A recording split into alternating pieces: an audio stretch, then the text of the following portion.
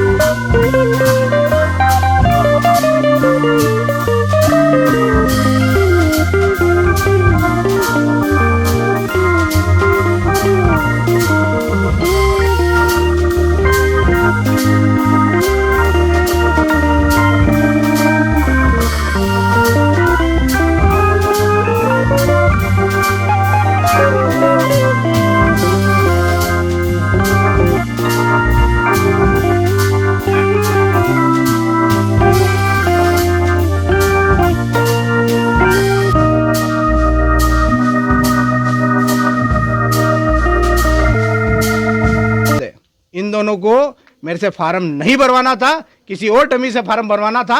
मेरे 17 वर्ष की राजनीतिक कैरियर, मेरी माँ के 40 वर्ष का राजनीतिक कैरियर क्यों दाव पे लगाया इन लोगों ने?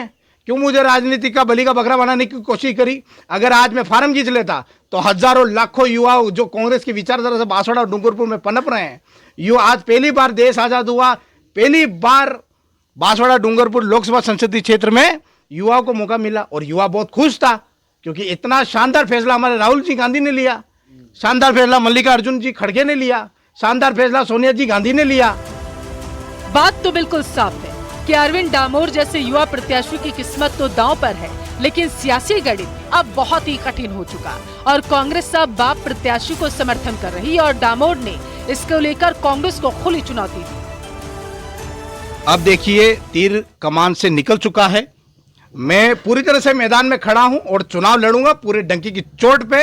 हमारे जो युवा हैं जिनकी विचारधारा कांग्रेस की है, उनके लिए मैं अवश्य चुनाव लड़ूंगा, क्योंकि आज अगर मैं समर्थन कर देता हूं, आज अगर मैं बैठ जाता हूं, तो बांसवाड़ा डूंगरपुर के युवा वर्ग, बुजुर्ग वर्ग, माताएं, बहनें, छात्र छात्राएं मुझे आज ये कहेगी कि हमारे लिए आवाज उठाने के लिए एक बंदे ने आवाज उठाई, उसने भी पैर पीछे खींच लिए। तो मैं पैर खींचने वाला नहीं, पीछे हटने वाला नहीं, डट के रहूंगा मैदान में और लड़ूंगा चुनाव में। जिला अध्यक्ष जी और अर्जुन बामणिया जी ये कह रहे हैं कि हम बाप पार्टी को समर्थन करेंगे। सिंबल तो कांग्रेस ने मुझे दिया है, कांग्रेस का सिंबल तो मेरे पास है, तो आप बाप पार्टी का प्रचार किस तरह से करेंगे? बाप पार्टी को कांग्रेस के वोट कैसे दिलाएंगे? क्या आप घर घर पहुंचेंगे कांग्रेस को वोट मत देना, जबकि उनका सिंबल खड़ा है, बैलेट मशीन पे उनका सिंबल खड़ा है, सिंबल खड़ा है तो कैंडिडेट खड़ा है, वो तो कैंडिडेट के वोट हुए, किस तरह से प्रचार करेंगे? इसी तरह विधानसभा उपचुनाव के तहत बागीदौरा सीट से कांग्रेस प्रत्याशी कपूर सिंह ने भी गठबंधन के तहत अपना नामांकन वापस लिया। उन्होंने कहा कि अगर मैं अपना नामांकन वापस ले लेता तो बागीदौरा विधानसभा क्षेत्र में मेरी और पार्टी की इमेज खत्म हो जाती। नाला कमान का जो आदेश था साहब, मुझे नॉलेज में ही नहीं है, और आदेश जब हुआ भी होगा तो लास्ट समय हुआ, मुझे इस चीज का पता ही नहीं है आला कमान ने क्या किया वो। और पहली बात तो मैं क्या है कि वकील हूँ, पैसे से कानून को समझता हूँ और मैं कैंडिडेट हूँ, मेरी व्यक्तिगत रेपुटेशन बनी हुई है, पार्टी की इज्जत बनी हुई है। यदि मैं फॉर्म मतलब खींच लेता तो पार्टी और मैं दोनों खत्म हो जाते हैं। इस सियासी घटनाक्रम से राजनीतिक पारा उबाल पर है, जिसके बाद प्रदेश कांग्रेस कमेटी ने कपूर सिंह और अरविंद डामोर को अनुशासनहीनता पर 6 साल के लिए पार्टी की सदस्यता से निष्कासित कर दिया। दोनों ही सीटों पर सियासी पारे में भी उबाल है और चर्चा है कि कांग्रेस उम्मीदवार के नामांकन वापस नहीं लेने से बीजेपी को फायदा मिल सकता है। Bureau report, news 18 Rajasthan. चलिए अब बात मरुधरा में हो रहे सियासी संग्राम की, जहां एक तरफ बीजेपी 400 पार का नारा बड़े ही विश्वास के साथ लगा रही है और वहीं कांग्रेस नेताओं का यह दावा है कि इस बार राजस्थान के परिणाम चौंकाने वाले होंगे। नेताओं के बीच सियासी बयानबाजी ने भी चुनावी माहौल को गर्म कर दिया है। देखिए इस पर हमारी खास रिपोर्ट।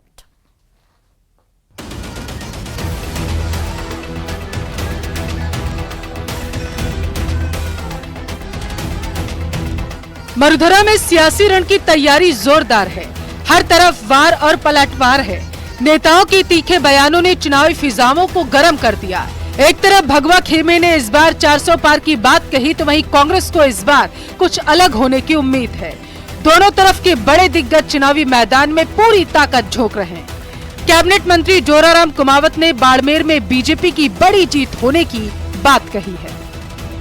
हमारे लोकप्रिय और विश्व के सबसे लोकप्रिय नेता नरेंद्र मोदी जी की विचारधारा के साथ जुड़े तो समाज के लोगों में निश्चित रूप से मतलब खुशी है, प्रसन्नता है और वो हमारी विचारधारा के साथ में जुड़ रहे हैं। बीजेपी की तरह ही कांग्रेस के भी अपने दावे हैं।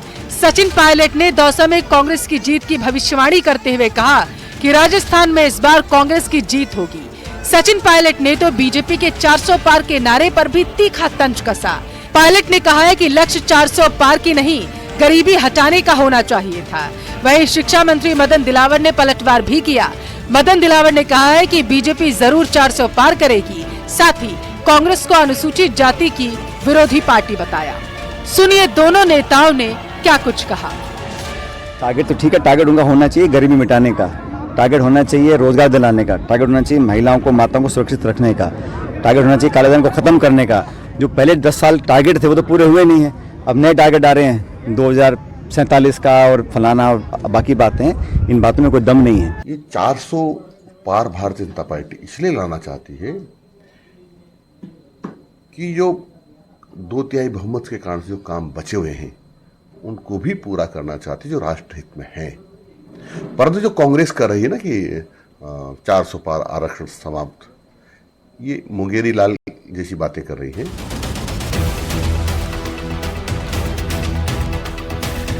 वही सियासी बयानों की बहार में वैभव गहलोत भी डुबकी लगा रहे। सिरोही जालौर से चुनावी मैदान में किस्मत आजमा रहे वैभव गहलोत ने बीजेपी पर जनता से वादा खिलाफी का गंभीर आरोप लगाया।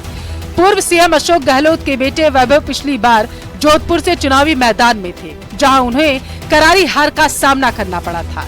लेकिन इस बार वैभव गहलोत बदले बदले से नजर आए। बीजेपी पर तीखे सियासी वार कर रहे हैं। जब वैभव गहलोत ने तीखा वार किया तो पलटवार भी तो होना ही था। बीजेपी प्रवक्ता रोहित खत्री ने कांग्रेस के नेताओं पर आरोप लगाते हुए कहा कि गरीबों के लिए कांग्रेस ने कुछ नहीं किया, बल्कि अपने 5 स्टार होटल उन्होंने बनाए। 2 दशक से इस क्षेत्र में भाजपा सांसद को मौका दिया, मगर भाजपा सांसद 20 सालों में ऐसा कोई अपने खाते में कीर्तिमान नहीं बता सकते जो दिल्ली की सरकार से कोई चीज यहाँ की लेकर आए। निमली कोटी और 5 स्टार होटलों जैसे कांग्रेस के नेताओं के बन गए। गरीब बेचारे मरम्मत के लिए तरस रहे हैं और इधर उधर भटक रहे हैं, पर उनकी कोई सुनता नहीं है। आज कांग्रेस के बड़े बड़े नेता जनता से रूबरू हो रहे हैं, लेकिन उनकी समस्याओं का समाधान के लिए पूर्ववर्ती कांग्रेस सरकार ने कुछ नहीं किया है। कांग्रेस और बीजेपी की इस रस्साकसी ने चुनावी माहौल तो गर्म कर दिया, लेकिन जनता के मुद्दों पर चर्चा नहीं हो रही।